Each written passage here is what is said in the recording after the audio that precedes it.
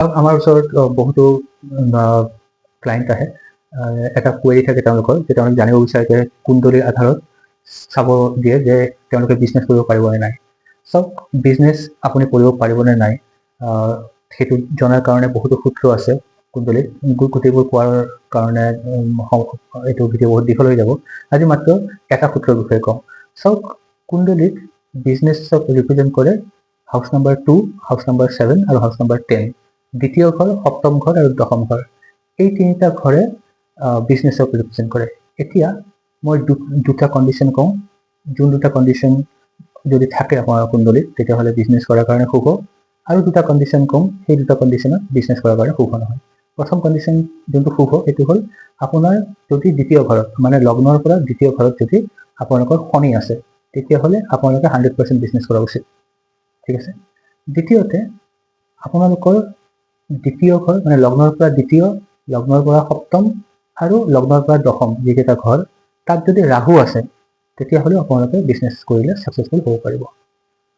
Third যোনটো position বিজনেছৰ কাৰণে নিগেটিভ সেইটো কৈছোঁ, যদি আপোনালোকৰ এইকেইটা হাউচেই হাউচ নাম্বাৰ 2, 7 আৰু 10 এই হাউচকেইটাত যদি আপোনাৰ মানে ইয়াৰ কোনোবা এটা হাউচত যদি আপোনাৰ সূৰ্য আৰু চন্দ্ৰ একেলগে বহি আছে তেতিয়াহ'লে এই বিজনেছৰ কাৰণে নিগেটিভ হয়।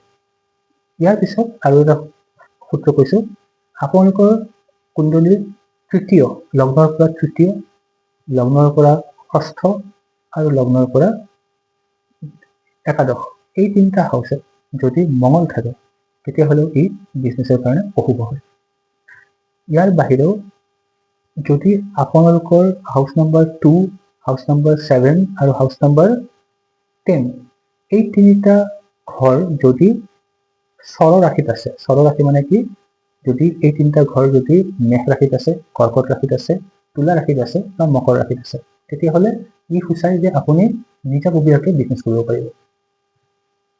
তাৰ ঠাইত যদি এইকেইটা ঘৰ 2nd, 7th আৰু 10th হাউচ যদি স্থিৰ ৰাশিত আছে মানে বৃষ, সিংহ, বৃশ্চিক আৰু আপোনালোকৰ কুম্ভ এইকেইটা ৰাশিত যদি আছে তেতিয়াহ'লে কি সূচাব কি যে আপোনালোকে হয় চাকৰি কৰিব আৰু নহ'লে এনেকুৱা এটা বিজনেছ কৰিব যোনটো বিজনেছ অলৰেডি চলি আহি আছে। হয়তো আপোনাৰ দেউতাকৰ দোকান আছিল, আপুনি সেই দোকানতে বিজনেছ কৰিছে, বা কোনোবা এটা ব্যৱসায় প্ৰতিষ্ঠান অলৰেডি তাত আছে, আপুনি তাত গৈ পেলাই কাম কৰিছে। এনেকুৱা ধৰণৰ এটা চলি থকা বিজনেছত আপুনি অংশীদাৰ হ'ব পাৰিব। আশা কৰোঁ কিছু কথা জানিলে। এই বিষয়ে আৰু ভিডিঅ' বনাম আৰু